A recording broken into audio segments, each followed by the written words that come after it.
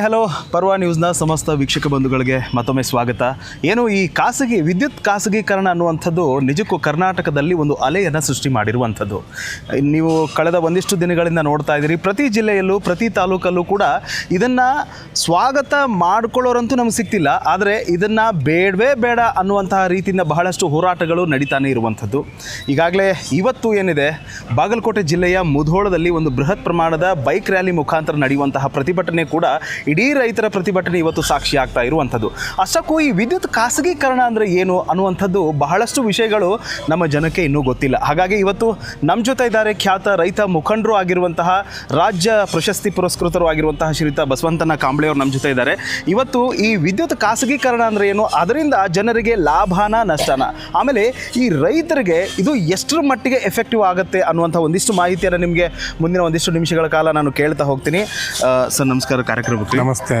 ಈಗೇನು ವಿದ್ಯುತ್ ಖಾಸಗೀಕರಣ ಅನ್ನುವಂಥದ್ದು ಶುರುವಾಗಿರುವಂಥದ್ದು, ಇದು ಜನರಿಗೆ ಮೊದಲಿಗೆ ಲಾಭನ ನಷ್ಟನ ಅನ್ನುವಂಥದ್ದು? ಇದು ವಿದ್ಯುತ್ ಅಂದರೆ ಇದು ಯಾವ ರೀತಿ ಗೃಹ ಬಳಕೆ ಮಾಡಬೇಕು, ಆಮೇಲೆ ರೈತರು ಯಾವ ರೀತಿ ಬಳಕೆ ಮಾಡಬೇಕು ಅನ್ನೋದ್ರ ಬಗ್ಗೆ ಈ ಸರ್ಕಾರಗಳಿಗೆ ಮೊದಲೇ ಜ್ಞಾನ ಇಲ್ಲ. ಅಂದರೆ ವಿದ್ಯುತ್ ಬೇಕು, ಬ್ಯಾಡತ್ತಲ್ಲ, ಗೃಹ ಬಳಕೆ ಮಾಡುವಂಥದ್ದಕ್ಕೆ ಬೇಕು, ರೈತಕ್ಕೆ ಬಳಕೆ ಮಾಡುವಂಥದ್ದು ಬೇಕು. ಪ್ರತಿಯೊಂದು ಬಿಸ್ನೆಸ್ ಮಾಡೋದಕ್ಕೆ ವಿದ್ಯುತ್ತನ್ನು ಬಳಕೆ ಮಾಡಲೇಬೇಕು, ಇದರಲ್ಲಿ ಎರಡನೇ ಪ್ರಶ್ನೆ ಇಲ್ಲ. ಆದರೆ ಗ್ರಾಹಕ ಮತ್ತು ರೈತ ಯಾವ ರೀತಿ ಬಳಕೆ ಮಾಡ್ತಾನೆ, ಅದಕ್ಕೆ ಹೆಂಗೆ ಬೇಕು ಅನ್ನೋದ್ರ ಬಗ್ಗೆ ಈ ಸರ್ಕಾರಗಳಿಗೆ ಅದನ್ನು ತಿಳುವಳಿಕೆಯನ್ನು ಕೊಡಬೇಕಾಗಿತ್ತು. ಯಾಕಂದರೆ ಈಗ ಇವ್ರು ಮೀಟ್ರ್ ಕುಂಡಿಸ್ತೀವಿ ಅಂತ ಹೇಳ್ತಾರೆ ಇವರು, ಅಂದರೆ ತಿಂಗಳಿಗೆ ಇಷ್ಟು ಬಿಲ್ಲು ಬರಬೇಕು ಅನ್ನುವಂಥದ್ದು ಖಾಸಗೀಕರಣ ಮಾಡಿ ಅದನ್ನು ವ್ಯಾಪಾರೀಕರಣ ಮಾಡೋಕ್ಕೆ ಹೊರಟಾರೆ ಇವರು. ಅದು ಸರಿ, ಆದರೆ ಗ್ರಾಹಕನಿಗೆ ಎಷ್ಟು ಹೊರೆ ಆಕೈತೆ ಅನ್ನೋದ್ರ ಬಗ್ಗೆ ಏನರೇ ಈ ಗೃಹ ಮಂತ್ರಿಗೆ ಅಥವಾ ಈ ರಾಜ್ಯದ ಮುಖ್ಯಮಂತ್ರಿಗೆ ಏನರ ಜ್ಞಾನ ಐತೇನ್ರಿ? ಇಲ್ಲ. ಹಾಗಾಗಿ ಈಗ ಮೀಟ್ರ್ ಕುಂಡಿಸ್ತೀವತ್ತಾರೆ. ಒಂದು ಉದಾಹರಣೆಗೆ ರೈತರಿಗೆ ಏನು ಮೀಟ್ರ್ ಕುಂಡಿಸ್ತೀವತ್ತಿಲ್ಲ ಪಂಪ್ಸೆಟ್ಗಳಿಗೆ, ಆ ಪಂಪ್ಸೆಟ್ಗಳಿಗೆ ಮೀಟ್ರ್ ಕುಂಡಿಸೋದ್ರಿಂದ ಎಷ್ಟು ಬಿಲ್ ಬರ್ತೈತೆ ಅನ್ನೋದ್ರ ಬಗ್ಗೆ ಏನರೇ ಮುಖ್ಯಮಂತ್ರಿಗಳಿಗೆ ನಿಮಗೇನು ಜ್ಞಾಪಕ ಐತಿ? ಏನ್ರಿ ಗೃಹ ಮಂತ್ರಿಗಳಿಗೆ ನಿಮಗೇನ್ರಿ ಒಂದು ತಿಂಗಳ ಬಿಲ್ ಇಟ್ಟು HP-ಗೆ ಇಟ್ಟು ಮೋಟ್ರಕ್ಕೆ ಇಟ್ಟು ಬಿಲ್ ಹಾಕೈತೆ ಅನ್ನೋದ್ರ ಬಗ್ಗೆ ನಿಮಗೇನ್ರಿ ಜ್ಞಾಪಕ ಐತಿ? ಇಲ್ಲ. ಯಾಕೆ ಇದನ್ನು ವಿರೋಧ ಮಾಡಾಕತ್ತೀವಿ ರೈತರಂದರೆ, ನಾವು ರೈತರು ಬೆಳೆದಂಥ ಪ್ರತಿಯೊಂದು ಬದುಕಿಗೆ ಬೆಲೆ ಇಲ್ಲ, ಅದಕ್ಕೆ ತೂಕ ಮಾಡುವಂಥ ಯಂತ್ರಗಳಿಲ್ಲ. ಅದನ್ನ ಯಾರು ಮಾಡಬೇಕು? ಕಚ್ಚಾ ಮತ್ತು ಪಕ್ಕಾ ವಸ್ತುಗಳು ಎರಡು ವಸ್ತು ಅಕ್ಕಾವು. ಒಂದು ಕಚ್ಚಾ ವಸ್ತು, ಒಂದು ಪಕ್ಕಾ ವಸ್ತು. ರೈತರಿಂದ ಕಚ್ಚಾ ವಸ್ತು ಆ ವ್ಯಾಪಾರೀಕರಣ ಮಾಡಿ ತೊಗೊಂಡ್ಬಿಟ್ಟಂದ್ರೆ ಅದು ಪಕ್ಕಾ ವಸ್ತು ಆಕತಿ. ಅದರಲ್ಲಿ ಸರ್ಕಾರ ತೆರಿಗೆ ಅಥವಾ ಇನ್ನಿತರ ಲಾಭಾಂಶಗಳು ಅಲ್ಲಿ ತಯಾರಾಕಾವು. ಅದ್ರ ಮ್ಯಾಗೆ ಒಂದು ರೇಟ್ ನಿಗದಿ ಆಗಬೇಕೇ ಹೊರತು ಇವರು ಆ ರೇಟ್ ನಿಗದಿ ಮಾಡೋದು ಗೊತ್ತಿಲ್ಲ. SAP ಕಮಿಟಿ ಕಬ್ಬಿನ ದರ ನಿಗದಿ ಮಾಡೋದು ಗೊತ್ತಿಲ್ಲ. MSP ಅಂತೇಳಿ ಸಾಮಾನ್ಯ ಬೆಳೆಗಳಿಗೆ ಕೊಡಬೇಕಾಗಿತ್ತು, ಅದು ಗೊತ್ತಿಲ್ಲ. ಈ ರೇಟ್ ಕೊಡಲಾರ್ದೆ ಜನರಿಗೆ ಒಂದು ಸಾಮಾನ್ಯ ಏನೂ ನ್ಯಾಯ ಕೊಡಲಾರ್ದೆ ನೀವು ಏಕದಮ್ ಖಾಸಗೀಕರಣ ಮಾಡ್ತೀವಿ, ಕರೆಂಟ್ ನಾವು ಮಾರಾಟ ಮಾಡಿ ನಿಮಗೆ ಬಿಲ್ ವಸೂಲಿ ಮಾಡ್ತೀವಿ ಅಂದ್ರೆ ಇದು ಸಾಧ್ಯ ಆಗಲ್ದ ಮಾತಾ. ಆ ಕಾರಣಕ್ಕೆ ಈ ಗೃಹ ಮಂತ್ರಿ ಆಗಿರಲಿ ಅಥವಾ ಈ ರಾಜ್ಯದ ಮುಖ್ಯಮಂತ್ರಿ ಆಗಿರಲಿ, ರೈತರನ್ನ, ಬುದ್ಧಿವಂತ ರೈತರನ್ನ ಕರೆದು ಮಾತುಕತೆ ಮಾಡಬೇಕು, ಚರ್ಚೆ ಮಾಡಬೇಕು. ಅಂದರೆ ಪ್ರಜಾಪ್ರಭುತ್ವ ವ್ಯವಸ್ಥೆ ಕೆಳಗಡೆ ಪ್ರಜೆಗಳಿಂದ ಪ್ರಜೆಗಳಿಗಾಗಿ, ಪ್ರಜೆಗಳಿಗೋಸ್ಕರ ಅಂತೇಳಿ ಕಾನೂನು ಐತಿ ಅಲ್ಲ ದೇಶದಾಗ. ಹಂಗಿರುವ ಹೊತ್ನಾಗ ಓಟ್ ಹಾಕ್ಕೊಳಕ್ಕೆ ಜನ ಬೇಕು, ಈ ಕಾನೂನು ಮಾಡೋ ಜನ ಬೇಕಾಗಿಲ್ಲ. ಸರ್ವಾಧಿಕಾರ ಮಾಡ್ತೀರಿ, ಇದು ತಪ್ಪು. ಆ ದೃಷ್ಟಿಯಿಂದ ಖಾಸಗೀಕರಣ ಮಾಡೋದು ತಪ್ಪಾಕತಿ. ಇದನ್ನು ಮಾಡಿಕೊಡ್ದು, ಅದನ್ನು ಮಾಡಬಾರ್ದು. ಆಯ್ತು, ನೀವು ಹೇಳಿದ್ರಿ ಖಾಸಗೀಕರಣ ಮಾಡೋದು ಖಂಡಿತ ತಪ್ಪಾಗುತ್ತೆ, ಆಮೇಲೆ ಜನರ ಮೇಲೆ ಹೊರೆ ಬೀಳುತ್ತೆ. ಆಮೇಲೆ ನೀವು ಹೆಂಗೆ ಓಟ್ ಹಾಕಬೇಕಾದ್ರೆ ಜನರನ್ನು ಬೇಕು ಅಂತ ಹೇಳ್ತೀರಿ, ಹಂಗೆ ಮುಂದೆ ಹೋಗೋಣ.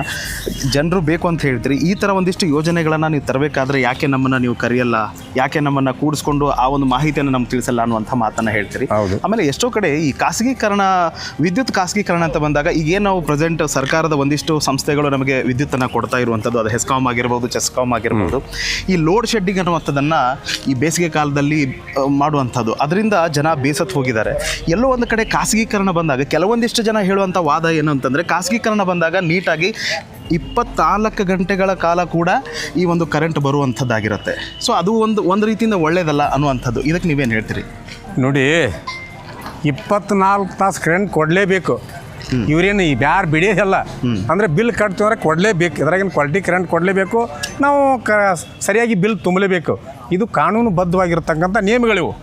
ಆದರೆ ನೀವು ಒಂದು ಪ್ರಶ್ನೆ, ರೈತರಿಗೆ 8 ಗಂಟೆ ಕರೆಂಟ್ ಕೊಡ್ತೀರಿ ಹೇಳ್ರಿ, ಹಂಗಾರ 8 ಗಂಟೆ ಕೊಡಬೇಕು, ಕೃಷಿ 8 ಗಂಟೆ ಕೊಟ್ಟರೆ ಆ ಕೃಷಿ ಕರೆಕ್ಟಾಗಿ ಅದು ಜೀವಂತ ಆಗಿ ಉಳಿತೈತಿ ಅನ್ನೋದ್ರ ಬಗ್ಗೆ ಒಂದು ಲೆಕ್ಕ ಕೊಡ್ರಿ ನೋಡೋಣ ಹಂಗಾರ. ನಿಮಗೆ ಲೆಕ್ಕನೇ ಗೊತ್ತಿಲ್ಲಲ್ಲ. ಹಾಗಾದರೆ ಈ ಸಂವಿಧಾನ ಬಂದು 8 ವರ್ಷಗಳ ಈ ದೇಶದಾಗ ಆಯಿತು, ಆಮೇಲೆ ಕರೆಂಟ್ ಕೊಟ್ಟು 8 ವರ್ಷಗಳಾಯ್ತು. ಮೊದಲ ಕರೆಂಟ್ ಕೊಡೋದ್ನಾಗ ಏನಂತ ಕೊಟ್ರಿ ನೀವು? 24 ತಾಸು ಕರೆಂಟ್ ಕೊಡ್ತೀವಿ. ಆವತ್ತಿನ ಸರ್ಕಾರ, ನಿಮ್ಮ ಸರ್ಕಾರ ಅಲ್ಲ, ಇಂಥ ಸರ್ಕಾರ ಮೊದಲು ಒಂದಿತ್ತು. 24 ತಾಸು ಕರೆಂಟ್ ಕೊಡ್ತೀವಿ, ನೀವು ಆರಾಮ್ಸಿರಿ ನೀರು ಹಾಸ್ಬೋದು ಅಂತೇಳಿ ನಮಗೆಲ್ಲ 24 ತಾಸು ಕರೆಂಟ್ ಕೊಟ್ಟವ್ರೆ ನೀವೆಲ್ಲ. ಇತ್ತಿತ್ತಲಾಗಿ ಬಂದು ರೈತರನ್ನ ಒಡೆದಾಳುವಂಥ ನೀತಿಗಳು ನಿಮ್ಮಲ್ಲಿ ಪ್ರಾರಂಭ ಆಗ್ಯಾವ. ರೈತರನ್ನ ಮಾಡಬೇಕು, ಆಮೇಲೆ ರೈತರ ಭೂಮಿಯನ್ನು ಕಸ್ಕೋಬೇಕು ಅನ್ನುವಂಥದ್ದು ಸರ್ಕಾರಗಳ ಹುನ್ನಾರ. ಆಮೇಲೆ ಇನ್ನೊಂದು ಏನಂತಂದರೆ, ಈ ವಿದ್ಯುತ್ ಖಾಸಗೀಕರಣ ಅಂತ ತಗೊಂಡಾಗ ನಾವು ಡೆಲ್ಲಿ, ಆಮೇಲೆ ಕೆಲವೊಂದಿಷ್ಟು ಮೆಟ್ರೋ ಸಿಟಿಗಳು, ಮುಂಬೈ ಆಗಿರ್ಬೋದು, ಇಲ್ಲಿ ಕೆಲವೊಂದು ಸಂಸ್ಥೆಗಳು ಈಗಾಗಲೇ ಖಾಸಗೀಕರಣವನ್ನು ಮಾಡ್ತಾ ಇರುವಂಥದ್ದು. ಅದು ಅದಾನಿ ಗ್ರೂಪ್ಸ್ ಆಗಿರ್ಬೋದು, ಟಾಟಾ ಗ್ರೂಪ್ಸ್ ಆಗಿರ್ಬೋದು, ಬೇರೆ ಬೇರೆ ರಿಲಯನ್ಸ್ ಪವರ್ ಲಿಮಿಟೆಡ್ ಆಗಿರ್ಬೋದು. ಬಟ್ ನಾವು ಕಂಪೇರ್ ಮಾಡಿದಾಗ ಈಗ ನಾವು ಕರ್ನಾಟಕದಲ್ಲಿ ಏನು ಈ ಕರೆಂಟ್ಗೆ 1 ಯೂನಿಟ್ಗೆ ಸರಿಸುಮಾರು ಒಂದು 5.5-6 ರೂಪಾಯಿ, 8 ರೂಪಾಯಿ ಒಳಗಡೆ ಹೆಚ್ಚು ಕಡಿಮೆ ನಾವು ಕೊಡ್ತಾ ಇರುವಂಥದ್ದು. ಬಟ್ ಖಾಸಗೀಕರಣ ನಾವು ಮುಂಬೈ ಮತ್ತು ಡೆಲ್ಲಿ ಅಂತ ಸಿಟಿಗಳಲ್ಲಿ ತಗೊಂಡಾಗ 1 ಯೂನಿಟ್ಗೆ ನೇರವಾಗಿ 15 ರೂಪಾಯಿ ತಗೊಳ್ತಾರೆ. ಅಂದ್ರೆ ಇದರ ಡಬಲ್ ರಷ್ಟು ಆಯ್ತು. ಅಂದ್ರೆ ಇದನ್ನ ವಿಚಾರ ಮಾಡಿದಾಗ ಎಲ್ಲೋ ಒಂದ್ ಕಡೆ ಲೋಡ್ ಶೆಡ್ಡಿಂಗ್ ಆಗಿ ಒಂದು ಅರ್ಧ ಗಂಟೆ 1 ಗಂಟೆ ಹೋದ್ರೂ ಪರವಾಗಿಲ್ಲ, ನಮಗೆ ಬಿಲ್ ಸೇವ್ ಆಗುತ್ತೆ ಅನ್ನುವಂಥದ್ದು ಜನರ ಒಂದು ಮಾತು ಕೂಡ ಒಂದಿಷ್ಟು ಅವರು ಕೂಡ ಹೇಳೋರಿದ್ದಾರೆ. ಸೊ ಇದ್ರ ಬಗ್ಗೆ ನೀವು ಅಂದ್ರೆ ಈ ಬೆಲೆ ಪ್ರತಿ ತಿಂಗಳು ಬಿಲ್ ತುಂಬಬೇಕಾಗಂತ ಅಂದ್ರೆ ಒಂದು ಪ್ಯಾನಿಕ್ ಆಗುವಂಥ ವಿಷಯ ಏನಂತಂದ್ರೆ, ಈಗ ಯಾವುದೋ ಒಂದು ಅಂಗಡಿಲಿ ಹೋಗಿ ಏನೋ ಒಂದು ಟಿವಿನೋ ಮತ್ತೊಂದೇನೋ ಖರೀದಿ ಮಾಡಿದ್ರೆ ಪ್ರತಿ ತಿಂಗಳು EMI ತುಂಬಬೇಕು. ಒಂದು ವೇಳೆ ನಾಳೆ ಈ ವಿದ್ಯುತ್ ಖಾಸಗೀಕರಣ ಆದಾಗ ರೇಟ್ ಬಂದ್ಬಿಟ್ಟು ಇವಾಗ 100 ರೂಪಾಯಿ ತುಂಬ್ತಿದ್ರೆ ಅವಾಗ 500 ರೂಪಾಯಿ 400 ರೂಪಾಯಿ ಹಿಂಗೆ ಆಯಿತು ಅಂದರೆ ಪ್ರತಿ ತಿಂಗಳು ಅದು ತುಂಬಲಿಲ್ಲ ಅಂತಂದರೆ ವಿದ್ಯುತ್ ಸಡನ್ ಆಗಿ ಪವರ್ ಆಫ್ ಆಗಿಬಿಡುತ್ತೆ. ತುಂಬವರೆಗೂ ಮತ್ತೆ ಸ್ಟಾರ್ಟ್ ಆಗಲ್ಲ ಅನ್ನುವಂಥ ಮಾತುಗಳು. ಸೊ ಇದ್ರ ಬಗ್ಗೆ ನೀವು ಹೇಳೋದಾದರೆ, ಈಗ ಒಂದು ಸರ ಕಮರ್ಷಿಯಲ್ ವ್ಯವಹಾರ ಬೇರೆ, ನಿಮ್ಗೆ ಗೊತ್ತಿರಲಿ. ಕಮರ್ಷಿಯಲ್ ವ್ಯವಹಾರ ಬಿಸ್ನೆಸ್ ಇರ್ತೈತೆ ಅಲ್ಲಿ. ಅಥವಾ ಒಂದು ಉದಾಹರಣೆಗೆ ಅಲ್ಲಿ ಒಬ್ಬ ಗೌರ್ಮೆಂಟ್ ಜವಾಬ್ ಮಾಡ್ತಾನೆ ಮನುಷ್ಯ. ಗೌರ್ಮೆಂಟ್ ಜವಾಬ್ ಮಾಡೋ ಮನುಷ್ಯನ ಅವಾಗ ಆ ಮೀಟ್ರ್ ಕುಣಿಸ್ಲೇಬೇಕು. ಅದು ಎಷ್ಟು ಕರೆಕ್ಟಾಗಿ ಅವಾಗ ಎಷ್ಟು ಯೂನಿಟ್ ಇಟ್ಟಿಗೆ ಬಿಲ್ ಆಗ್ಬೇಕಂತೇಳಿ ಅದು ಕೊಡಲೇಬೇಕು. ಇದು ನಿಯಮ.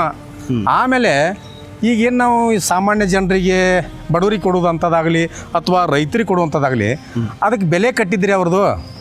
ಬೆಲೆ ಕಟ್ಟ್ರಿ ಪರವಾಗಿಲ್ಲ, ಅದರ ಬೆಲೆ ಕಟ್ಟಿದ ಮೇಲೆ ಅದ್ರ ಚರ್ಚೆ ಮಾಡಬೇಕೆ ಹೊರತು ಅದಕ್ಕೆ ಬೆಲೆನೇ ಇಲ್ಲವಲ್ಲ.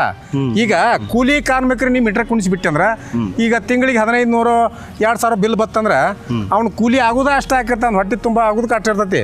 ಮತ್ತು ನೀನು ಅದ್ರ ಡಬಲ್ ಬಿಲ್ ಆಗಿಬಿಟ್ಟಂದ್ರೆ ಅದ್ರ ಜೀವನ ಹೆಂಗೆ ಅವರಿಗೆ? ಸಾಮಾನ್ಯ ಜನರಿಗೆ ತೊಂದರೆ ಆಕತಿ, ರೈತ ಕುಲಕ್ಕಂತೂ ಭಾಳ ಮೋಸ ಆಕತಿ. ಇವರು ರೈತ ಕುಲದ ಬಗ್ಗೆ ಮಾತಾಡೋದಾದ್ರೆ ರೈತರ ಬಗ್ಗೆ ನೀವು MSP ಅಂದ್ರೆ ಏನು, SAP ಅಂದ್ರೆ ಏನು, ಈ ಕೃಷಿ ಅಂದ್ರೆ ಏನು, ಆ ಉತ್ಪಾದನೆ ಬಗ್ಗೆ ಮಾತಾಡ್ತಾ ಬರ್ರಿ. ಆ ನಂತರ ಮೀಟರ್ ಬಗ್ಗೆ ಕುಣಿಸ್ಬಾರ್ದ್ರ ಬಗ್ಗೆ ಚರ್ಚೆ ಮಾಡೋಣ. ಇದ್ದಕ್ಕಿದ್ದಂಗೆ ನೀವು ಕಾಯ್ದೆ ಯಾಕೆ ಜಾರಿಗೆ ತರಾಕತ್ತೀರಿ, ಯಾರನ್ನ ಕೇಳಿ ಜಾರಿಗೆ ತರಾಕ್ತೀರಿ ಅಂದರೆ ನಿಮ್ಮ ಹುನ್ನಾರಗಳೇನಂದ್ರೆ ರೈತರನ್ನ ಬೆಲೆ ಕೊಡಲಾರ್ದೆ ನೀವು ಬಿಟ್ಟಿರಿ ಅಂದ್ರೆ ರೈತರು ಸಾಲಗಾರ ಆಗ್ತಾರೆ. ಆಮೇಲೆ ಕಂಪ್ನಿಗಳಿಗೆ ಭೂಮಿಗಳನ್ನು ಕೊಡಾಕತ್ತಾರ. ಕಂಪ್ನಿಗಳಿಗೆ ಭೂಮಿಯನ್ನು ಕೊಡೋದಾರ ಇವರು. ಅಂದರೆ ಕಂಪ್ನಿ ಒಕ್ಕಲ್ತನವನ್ನು ಭಾರತ ದೇಶದಾಗ ಚಾಲು ಆಗಬೇಕು. ಭಾರತ ಸರ್ಕಾರ ಇರೋದು ಗುರಿ ಅದ, ರಾಜ್ಯ ಸರ್ಕಾರ ಇರೋದು ಗುರಿ ಅಂತದ ಅದೇ. ರೈತರ ಕೈಯನ್ನು ಭೂಮಿ ಕಸ್ಕೊಳ್ಬೇಕನ್ನುವಂಥ ಹುನ್ನಾರೇ ಹೊರತು ಇದು ಕರೆಂಟ್ ಕೊಟ್ಟು ಉದ್ಧಾರ ಮಾಡುವಂಥ ಕಾರ್ಯಕ್ರಮ ಅಲ್ವೇ ಅಲ್ಲ. ಸಂಪೂರ್ಣ ಇದು ತಪ್ಪು. ಖಾಸಗೀಕರಣ ಹೌದು, ತಪ್ಪು. ಸರಿ, ಹಾಗಾದರೆ ನೀವು ಒಂದಿಷ್ಟು ಮಾಹಿತಿಯನ್ನು ಹೇಳಿದ್ರಿ. ಈಗ ವಿದ್ಯುತ್ ಖಾಸಗೀಕರಣ ಮಾಡೋಕ್ಕೆ ಏನು ಸರ್ಕಾರ ಕೈಗೆತ್ಕೊಂಡಿರುವಂಥದ್ದು, ಈ ಹಿಂದೆ ಕೂಡ ಈ ಥರ ಒಂದು ಸನ್ನಿವೇಶ ನಡೆದಿತ್ತು ಅನ್ನುವಂಥ ಒಂದಿಷ್ಟು ಮಾತುಗಳನ್ನು ನಾವು ಕೇಳಿದ್ವಿ. ಸೊ ಅದರ ಹಿಂದೆ ಒಂದಿಷ್ಟು ಅನುಭವಗಳು ಕೂಡ ಆಗಿದೆ, ಆಮೇಲೆ ತಮ್ಮ ಗಮನಕ್ಕೂ ಕೂಡ ಬಂದಿರುವಂಥದ್ದು. ಅಂದರೆ ಜನಕ್ಕೆ ಒಂದು ಎಕ್ಸಾಂಪಲ್ ರೀತಿ, ಅಂದರೆ ಈ ಖಾಸಗೀಕರಣ ಆದಮೇಲೆ ಪ್ರತಿ ತಿಂಗಳು ನಮಗೆ ಬಿಲ್ ಎಷ್ಟು ಬರುತ್ತೆ ಅನ್ನುವಂಥದ್ದು ಒಂದು ಡೌಟಲ್ಲಂತೂ ಇದ್ದಾರೆ. ಅಂದರೆ ಮುಂದೆ ನಮಗೆ ಖಾಸಗೀಕರಣ ಆಯ್ತಪ್ಪ, ಯಾಕಂದರೆ ಜನಕ್ಕೆ ಏನಾಗಿದೆ ಅಂತಂದರೆ ಇದೇನು ಸುಮ್ಮನೆ ಖಾಸಗೀಕರಣ ರೈತರಿಗೆ ಮಾತ್ರ ಬೇಕಾಗಿದೆಯಾ ಅನ್ನೋ ಇನ್ನೂ ಒಂದಿಷ್ಟು ವಿಚಾರಗಳು ಬಹಳಷ್ಟು ಜನರ ಮೈಂಡಲ್ಲಿ. ಹಾಗಾಗಿ ಜನಕ್ಕೂ ಕೂಡ ಇದ್ರ ಬಗ್ಗೆ ಒಂದು ಅವೇರ್ನೆಸ್ ಮೂಡಿಸಬೇಕು ಅಂತಂದಾಗ ಈ ಹಿಂದೆ ನಡೆದಿರುವಂತಹ ಒಂದಿಷ್ಟು ಸನ್ನಿವೇಶಗಳನ್ನ ನೆನಪು ಮಾಡ್ಕೊಂಡಾಗ ಈ ಬಿಲ್ ವಾಯ್ಸ್ ಬಂದಾಗ ಅದಕ್ಕೆ ಏನು ಹೇಳ್ತೀರಿ ಅಂತ. ಈಗ ಒಂದು ಉದಾಹರಣೆಗೆ ಗೊತ್ತಾಗ್ಬಿಡ್ಲಿ ರಾಜ್ಯದ ಜನರಿಗೆ. ಈಗ 1999ರಲ್ಲಿ ಕಾಂಗ್ರೆಸ್ ಸರ್ಕಾರ ಬರ್ತೈತಿ ರಾಜ್ಯದೊಳಗೆ. ಆಮೇಲೆ ಕರೆಂಟ್ ಸಮಸ್ಯೆ ಭಾಳಷ್ಟು ಸಮಸ್ಯೆ ರಾಜ್ಯದಾಗ ಆದಾಗ ರಾಜ್ಯದ ಎಲ್ಲ ರೈತ ಸಂಘಟನೆಗಳು ಭಾಳ ಜೋರಾಗಿ ಹೋರಾಟ ಮಾಡ್ತೀವಿ. SM ಕೃಷ್ಣ ಸರ್ಕಾರ ಏನು ಮಾಡ್ತಾರೆ ಅಂದರೆ, ಇಲ್ಲ ನಾವು ಖಾಸಗೀಕರಣ ಮಾಡೋರು, ನಾವು ಮೀಟ್ರ್ ಕುಣಿಸೋರು, ರೈತರ ಸುಟ್ಟ TCಗಳಿಗೆ ಬಿಲ್ ತುಂಬ ತಗೊಂಡು ನಾವು TC ಕೊಡಂಗಿಲ್ಲ ಅಂತೇಳಿ ಸರ್ಕಾರವನ್ನು ಕಾನೂನು ಮಾಡಿಬಿಡ್ತಾರೆ. ಆವಾಗ ರೈತ ಚಳವಳಿಗರು ನಾವೆಲ್ಲ ಅದ್ರ ವಿರುದ್ಧ ಪ್ರತಿಭಟನೆ ಮಾಡ್ತೀವಿ. ಪ್ರತಿಭಟನೆ ಮಾಡಿ ಅದನ್ನೆಲ್ಲ ಕಾನೂನನ್ನು ಜಾರಿಗೆ ತರ್ತಾರೆ ಅವರು. ನಾವು ಕಾನೂನನ್ನು ಜಾರಿಗೆ ತಂದ ಮೇಲೆ ನಾವು ರೈತರೆಲ್ಲ ಬೀದಿಗೆ ಬರ್ತೀವಿ. ಆಗ ಒಂದು ಸಣ್ಣದೊಂದು ಉದಾಹರಣೆ ಅಂದರೆ ಬೆಳಗಾವಿ ಜಿಲ್ಲೆಯೊಳಗೆ ಒಬ್ಬ ರೈತನಿಗೆ ಮೀಟ್ರ್ ಕುಂಡಿಸ್ತಾರೆ. 4 ಎಕರೆ ಭೂಮಿ, ಅದು ಕೆರಡು ಎನ್ನುವಂಥದ್ದೊಂದು ಹಳ್ಳಿ. 4 ಎಕರೆ ಜಮೀನು, 5 HP ಮೋಟ್ರು ಅದಕ್ಕೆ ಮೀಟ್ರ್ ಕುಂಡಿಸ್ತಾರೆ KB ಅವರು. ಮೀಟ್ರ್ ಕುಣಿಸಿದ ಮೇಲೆ ಅವ ಈ ಜೂನ್ ತಿಂಗಳಿಗೆ ಬಂದು ಅಗಿ ತಯಾರು ಮಾಡಿರ್ತಾನೆ ಭತ್ತ ಹಚ್ಚಕ್ಕೆ. ಆ ಭತ್ತದ ಅಗಿ ತಯಾರಿ ಮಾಡ್ಕೊಂಡು ಅಗಿ ಕಿತ್ಕೊಂತ ರೆಡಿ ಮಾಡ್ತಾನೆ. KB ಅವ್ರಿಗೆ ಗೊತ್ತಾಕತ್ತೀವ ಅಗಿ ಹಚ್ತಾನಂತ, ಭತ್ತ ಅಗಿ ಹಚ್ತಾನಂತೇಳಿ ಅದನ್ನು ವರ್ಷಕ್ಕೆ ಕರೆಕ್ಟ್ ಒಂದು ವರ್ಷಕ್ಕೆ ಹೋಗಿ ಅದನ್ನು ಬಿಲ್ ಕಟ್ಟಂತ ಹೇಳ್ತಾರೆ. ಎಷ್ಟು ಆಗಿದ್ದು ಬಿಲ್ ಅಂತ ಕೇಳ್ತಾನೆ ನಾವು. 35,000 ರೂಪಾಯಿ ಬಿಲ್ ಬಂದೈತೆ ಹೇಳ್ತಾರೆ ಅವರು. ಆವಾಗ ನನಗೆ ಬಿಲ್ ಕಟ್ಟೋಕ್ಕಾಗೋದಿಲ್ಲ, ನನಗೆ ಪರಿಸ್ಥಿತಿ ಭಾಳ ಕೆಟ್ಟೈತಿ, ನನಗೆ ಬಿಲ್ ಕಟ್ಟೋಕ್ಕಾಗೋಲ್ಲ ರೈತ ಹೇಳ್ತಾನೆ. ಅವರೊಂದು 2-3 ಕಂಬದ ತಂತಿಯನ್ನು ತೊಗೊಂಡೋಗಿ ಬಿಡ್ತಾರೆ KB ಅವರು. ಆಮೇಲೆ ರೈತ ಚಳವಳಿಗಾರಿಗೆ ಗೊತ್ತಾಕೈತೆ ಅದು. ಆಮೇಲೆ ನಾವು ಬಾಗಲಕೋಟೆ ಅವರು, ರಮೇಶ್ ಗಡದನವರು ಅಥವಾ ರಾಜ ಕೋಡಿಹಳ್ಳಿ ಚಂದ್ರಶೇಖರು, ಅನೇಕ ರೀತಿ ನಾಯಕರೆಲ್ಲ ಹೋಗಿ ಆ ಕರೆಂಟ್ ಆ KB ಅವ್ರು ಕರೆಸಿ ವಯರ್ ಹಾಕಿಸಿ ಆ ಹುಕ್ ಹಾಕಿಸಿ ಆ ಮೀಟ್ರ್ ಕಿತ್ತೋಗದ ರೈತನ ಬದುಕನ್ನು ನಾವು ಜೀವಂತ ಮಾಡಿಕೊಟ್ಟಂಥ ಉದಾಹರಣೆ ರಾಜ್ಯದೊಳಗೆ ಒಂದು ವ್ಯತ್ಯಾಸ ಐತಿ. ಆ ದೃಷ್ಟಿಯಿಂದ ಒಬ್ಬ ಸಾಮಾನ್ಯ ರೈತನ 5 HP ಇರ್ತಕ್ಕಂಥ ಈ 20 ವರ್ಷದ ಹಿಂದೆ ನಾ ಹೇಳೋದು, ಈ ವರ್ಷದ ಲೆಕ್ಕ ಇಲ್ಲಿ ತನಕ ಲೆಕ್ಕ ಹಾಕಿದರೆ ಎಷ್ಟು ಡಬಲ್ ಆಕೈತಿ ಬಿಲ್ ಅನ್ನೋದ್ರ ಬಗ್ಗೆ ಒಂದು ಕಲ್ಪನೆಗೆ ಇಟ್ಕೋಬೇಕು. ಅದು ಬರೀ 5 HP ಮೋಟ್ರದ ರೈತನಿಗೆ 35,000 ಬಂದೈತಿ. ಇನ್ನು 10, 15, 20 HP ಮೋಟ್ರ್ ನಮ್ಮ ರೈತರ ಮೋಟ್ರ್ಗಳದಾವೆ. ಈ ರೀತಿ ಡಬಲ್ ಬಿಲ್ ಆದ್ರೆ ರೈತ ಬದುಕ್ತಾನೆ ಹೆಂಗೆ ಅನ್ನೋದ್ರ ಬಗ್ಗೆ ರೈತರು, ಈ ನಾಡಿನ ರೈತರ ಸಮಸ್ತ ರೈತರು ಅರ್ಥ ಮಾಡ್ಕೋಬೇಕು. ಇದನ್ನು ಇದು ಖಂಡಿತ ಇದು ಆದಂಥ ಉದಾಹರಣೆ ನಮ್ಮ ಮುಂದೆ. ಆಮೇಲೆ ನಾವು ಹೋರಾಟ ಮಾಡಿದ್ವಿ. ಅದೇ SM ಕೃಷ್ಣ ಸರ್ಕಾರ ರಾಜ್ಯದಾಗ ಸರ್ಕಾರಕ್ಕೆ ಸವಾಲು ಹಾಕಿ ನಾವು TCಗಳು ತುಂಬಿದ್ದೀವಿ. ಆ ನಂತರ 2004ಕ್ಕೆ ಸರ್ಕಾರ ಕೊನೆ ಅಂತ ಬಂತು. ಆವತ್ತಿನ ಸರ್ಕಾರ 6,500 ಕೋಟಿ ರೂಪಾಯಿ ಏನು ರೈತರ ಪಂಪ್ಸೆಟ್ಗಳ ಮ್ಯಾಗ ಏನು ಬಾಕಿ ಇತ್ತಲ್ಲ ಅದನ್ನು ಸೂಟ್ ಮಾಡಿ ನಾನು ಇನ್ನಿ ಮೇಲೆ ಫ್ರೀ ಕೊಡ್ತಾನೆ ಅಂತೇಳಿ SM ಕೃಷ್ಣ ಸರ್ಕಾರ ಘೋಷಣೆ ಮಾಡಿದಂಥ ಉದಾಹರಣೆ ಇಲ್ಲಿ ಐತಿ.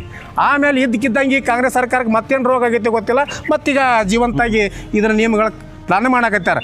DK ಶಿವಕುಮಾರ್ ಅವರೇ, ಅಕಸ್ಮಾತ್ ಇದನ್ನು ಮುಂದುವರ್ಸಿದ್ದ ಕಾಯಮಾದರೆ ನಿಮ್ಮ ಸರ್ಕಾರ ಅಲ್ಲ, ನಿಮ್ಮನ್ನು ಹಳ್ಳಿ ಒಳಗೂ ನಾವು ಅಡ್ಡಾಡಕ್ಕೆ ಕೊಡೋದಿಲ್ಲ, ಎಚ್ಚರಿಕೆ.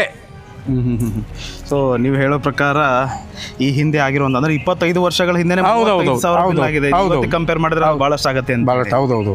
Okay, thank you. ಆಮೇಲೆ ಈಗೇನು ಕಾಂಗ್ರೆಸ್ ಸರ್ಕಾರ ಒಂದಿಷ್ಟು ಯೋಜನೆಗಳನ್ನು ಜಾರಿ ತಂದಿದೆ, ಅದರಲ್ಲೂ ಕೂಡ ಗೃಹಜ್ಯೋತಿ ಅನ್ನುವಂಥದ್ದು ಕೆಲವೊಂದಿಷ್ಟು ಯೂನಿಟ್ಗಳನ್ನು ನಾವು ಉಚಿತವಾಗಿ ಕೊಡ್ತೀವಿ ಅಂತ ಹೇಳಿದ್ದಾರೆ. ನಾಳೆ ಇನ್ ಕೇಸ್ ಏನಾದರೂ ಖಾಸಗೀಕರಣ ಅಂತ ಬಂದಾಗ ಇದರಿಂದ ಏನಾದರೂ ಜಾರ್ಕೊಳ್ಳುವಂತಹ ಪ್ರಯತ್ನ ಸರ್ಕಾರ ಮಾಡುತ್ತಾ, ಅಥವಾ ಸರ್ಕಾರ ಹೇಳ್ದಂಗೆ ಖಾಸಗೀಕರಣ ಆದಮೇಲೆ ಏನಾದರೂ ವಿದ್ಯುತ್ ಈ ಥರ ಕೊಡ್ಲಿಕ್ಕೆ ಸಾಧ್ಯ ಇದೆಯಾ ಅಂತ?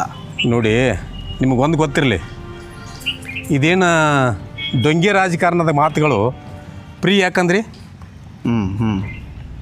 ಯಾಕೆ ಕಾರಣಕ್ಕಂದ್ರಿ? ಫ್ರೀ ಅಂದರೆ ಬೆಲೆ ಜಾಸ್ತಿ ಆಕತ್ತಲ್ಲ, ಯಾಕೆ ಮಾಡಿದ್ರಿ? ಬೆಲೆ ಜಾಸ್ತಿ ಆದರೆ ಯಾರಿಗೆ ಹೊರೆ? ಗ್ರಾಹಕರಿಗೆ ಹೊರೆ. ಗ್ರಾಹಕನಿಗೆ ಏನು ಹೇಳ್ತೀರಿ? ನಾವು ಕರೆಂಟ್ ಫ್ರೀ ಕೊಟ್ಟಿರ್ತೀರಿ. ಅದೆಲ್ಲ ನಿಜವಾದದ್ದಲ್ಲ, ಜನರನ್ನ ಮೋಸಗೊಳಿಸುವಂಥದ್ದೇ ಹೊರತು ಜನರ ಉದ್ಧಾರಕ್ಕೆ ಮಾಡೋದಕ್ಕಂಥದ್ದಲ್ಲ. ಅದು ಭಾರಿ ಅಪಾಯಕಾರಿ, ಅದು ಒಳ್ಳೆಯದು ಅಲ್ವೇ ಅಲ್ಲ. ಆಮೇಲೆ ಈಗ ಏನು ಇವತ್ತು ಫ್ರೀಡಮ್ ಪಾರ್ಕಲ್ಲಿ ಕೂಡ ಒಂದು ದೊಡ್ಡ ಪ್ರಮಾಣದ ಒಂದು ಹೋರಾಟ ಈ ಒಂದು ವಿದ್ಯುತ್ ಖಾಸಗೀಕರಣದ ಒಂದು ಇದರಲ್ಲಿ ಅಪೋಸಿಟ್ ಆಗಿರುವಂಥದ್ದು.